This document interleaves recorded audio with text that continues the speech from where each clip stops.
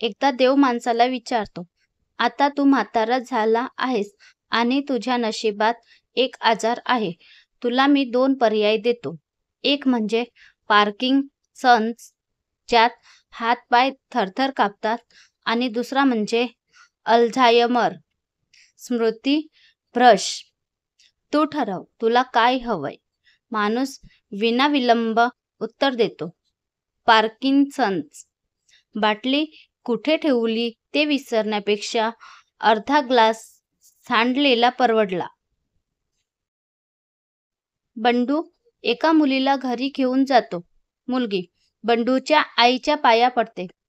आई विचारते, कोण रे ही बंडू? नाव काय हिचं? बंडू म्हणतो, नाव नाही ठाऊक, पण ही तुझी सून आहे आणि माझी बायको आहे आजपासून.